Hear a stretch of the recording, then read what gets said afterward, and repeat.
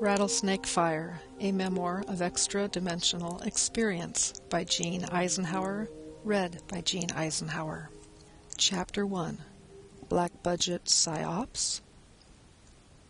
Quote, rather than being the center of the universe, as our ancestors believed, we are the black sheep of the interplanetary community.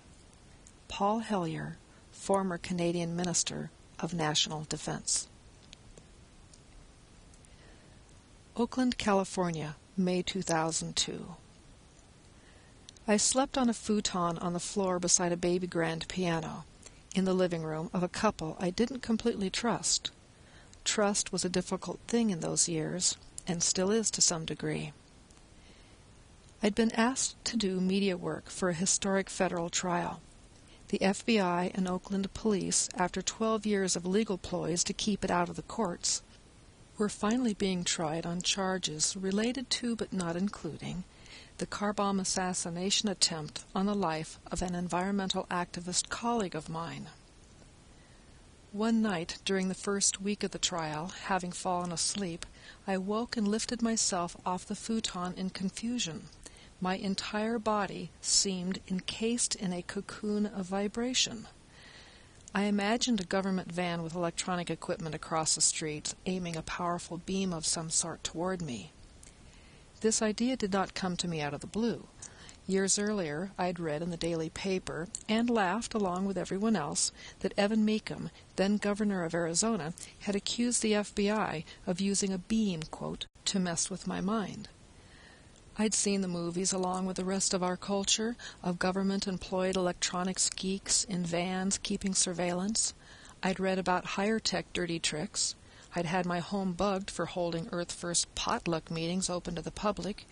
And I'd experienced this nonviolent activist colleague subject to an assassination attempt by someone the FBI refused in 12 years to investigate. For a moment, I was terrified. Then I relaxed with the idea that this was not strange but familiar and even comforting. Oh, this, I said to myself in happy anticipation, and lay back down to slip into oblivion. On waking the next morning, I wondered why I'd thought it familiar or comforting, and concluded, with no small amount of dread, it was probably government PsyOps.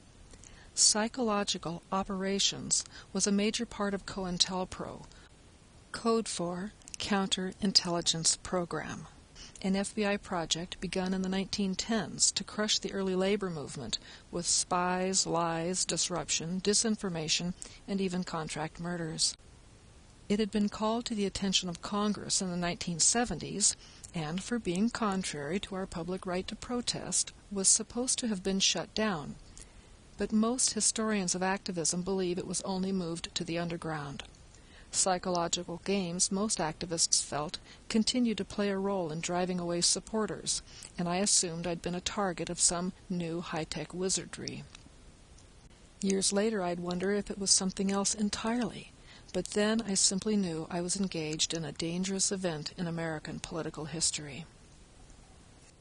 And now, skipping ahead 9 pages.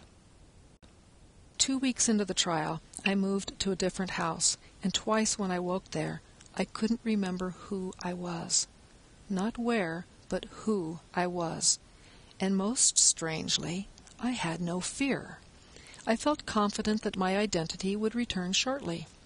It was as if my infinite self, all-knowing, unable to fear, had just returned and was simply waiting for my personality to come back before her peaceful omniscience was withdrawn. I stared at the room around me and into the hallway through the half-open door, content to be in a body for which I had no memory.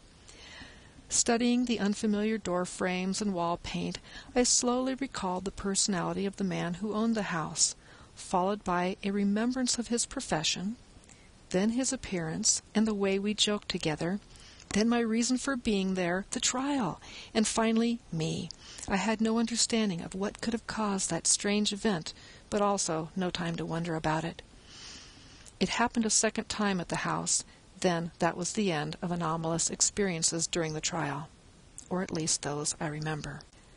Despite our stresses and the media blackout, everyone performed brilliantly, and the FBI and Oakland police were found guilty on most charges and paid a historic judgment to Judy's children and Daryl, $4.4 million. Home in the desert again, alone, my days were drenched with paranoia that grew overwhelming before it would subside, but it wasn't just the FBI that worried me.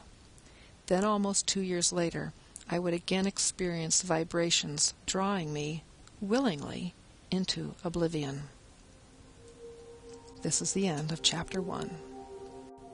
For more information, please go to www.rattlesnakefire.net. Thank you.